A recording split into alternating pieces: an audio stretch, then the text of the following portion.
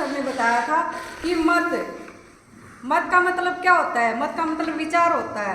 तो हम बात कर रहे हैं यहाँ अपने मत की, अपने विचारों की, लेकिन हम क्या कर रहे हैं समाज के अंदर? आज से हम जो भी करते हैं हम अपने मत का प्रयोग नहीं करते आए, हम अपने विचार का प्रयोग नहीं करते आए, हम अपना मत क्या करते आए हैं? दान करते आए हैं।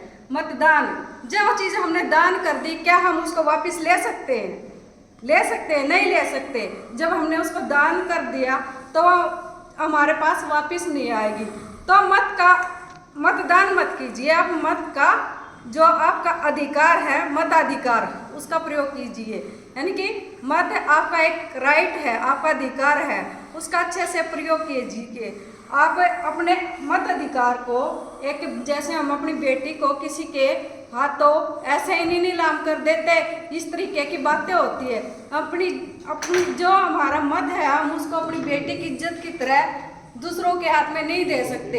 तो ये चीज़ आप थोड़ा सा सोच समझ के, जो कैंडिडेट चाहे वो हमारी पार्टी का हो, अदर पार्टी का हो, अपनी मूल निवासी पार्टियों का ही होना चाहिए। यानी कि हम मनुवाद के सारे मनुवाद हैं, तो आज तक हमें जो मनुवादी पार्टियां हुई हैं उन्होंने हमसे सिर्फ छीना है, हमें दिया कुछ नहीं है। तो हम बात कर रहे हैं यहाँ पर जो 85% की। हमें अभी सर ने कहा था कि हमें जो है वोट तो सबसे लेनी पड़ेगी। क्यों लेनी पड़ेगी भाई हमें सबसे वोट? हमारी जो परसेंटेज है वो 90% है आज के टाइम पे, तो वो 90% लोगों को हम जागरूक क्यों नहीं कर रहे? 15%, उसकी 10% की तो हमें आवश्यकता ही नहीं है अगर हमारे लोग एक साथ मिलकर साथ चलेंगे।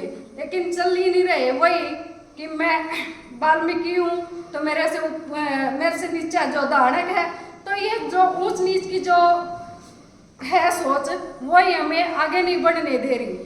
तो हमें एक तो अब ऊंच नीच की जो सोच है हमें खुद ही अपने अंदर से खत्म करनी होगी। भाई वो तो जो उन्होंने तो अपना काम कर दिया, मनुवादियों ने अपना काम कर दिया, अब उसको आगे कौन बढ़ा रहा है? हम लोग ही बढ़ा रहे हैं। भाई चमार मेरे से ऊंचे हैं, वो फलाने मेरे से ऊंचे हैं, जाति व्यवस्था तो हम खुद बटे हुए हैं। वो नहीं कहते हमें कि तुम ये हो वो हो, हम खुद कह रहे हैं इन चीज़ों को। तो उन चीज़ों से उभरना है, हमें आगे बढ़ना है और जागरूकता फैलानी है, तभी जाके हम आगे बढ़ पाएंगे। तो हमारे महापुरुषों ने तो ये जो जब बाबू जगदेव प्रसाद कुशवाहा ने कहा था कि 100 में 90 शोषित, शोषितों ने ललकारा है, धन धरती जमीन राजपाट में 90 भाग हमारा है। क्या वो 90 भाग हम ले पा रहे हैं? ना तो जमीन में ले पा रहे हैं और ना राजपाट में ले पा रहे हैं। क्यों नहीं ले पा रहे हैं? क्योंकि हम इकट्ठे नहीं हैं। इकट्ठे क्यों नहीं है? वही हमारी एक दूसरे के प्रति हीन भावना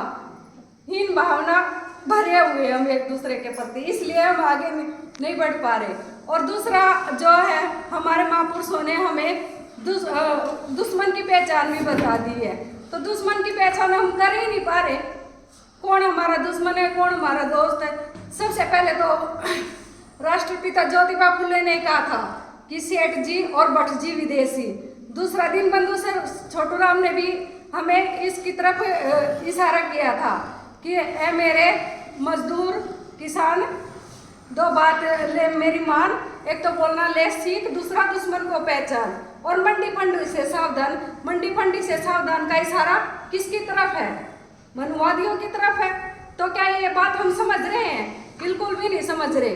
दूसरा कि सब काशीराम जी ने भी कहा था तिलक तराजू और तलवार, इनको मारो जूते चार। क्या उनकी इस बात को हम आज अपना रहे हैं? नहीं अपना रहे हैं। हम उन्हीं लोगों को अपनी बराबर में बिठा रहे हैं जो लोग हमसे हमारे अधिकार छीन रहे हैं, जो हमसे भेदभाव करते हैं, ऊंच नीच की भावना रखते हैं। हम उन्हीं लोगों को अपनी बराबर में बिठा रहे हैं, जबकि वो हमारी परछाई भी देखकर खुश नहीं है। तो इन लोगों से हमें किस तरीके से सावधान रहना है? ये नहीं कि हम लट लेकर उनका सिर फोड़ दे, नहीं। जैसे वो अपने विचारों से हमारे अधिकार छीन रहे हैं, तो अपने विचारों से हम अपने अधिकार क्यों नहीं ले पा रहे? वो हमारे अंदर ही भावना है ना, इसलिए। और जी दयाचंद मायना साहब की एक लाइन है, उन्होंने भी अपनी उसमें रागिणी जो होती है उसमें एक लाइन लिखी है कि बाबा साहब डॉक्टर भीमराव की मूर्त का काउंसलिंग की तरफ इशारा है, राजी राजी दे दियो याडे आधे का महाराज है। लेकिन क्या आधा का मांग ले रहे हैं? नहीं ले पा रहे। वो हमारी एकता नहीं है, इस वजह से नहीं ले पा रहे। तो जो हमारी जो विचारधारा है, जो महापुरुषों की विचारधारा है, हम उन्हीं का अनुकरण नहीं कर पा रहे। हम अपने बच्चों को नहीं सिखा पा रहे ये चीज़ें। हम अपने घर में ही मनुवादी व्यवस्था को बनाए हुए हैं। तो जब तक हमारे घर के अंदर वो मनुवादी व्यवस्था बनी रहेगी तब तक हम कुछ नहीं कर पाएंगे। तो सबसे पहले हमें उस मनुवादी व्यवस्था को उखाड़ने की ज़रूरत है। वो उखाड़ोगे कैसे?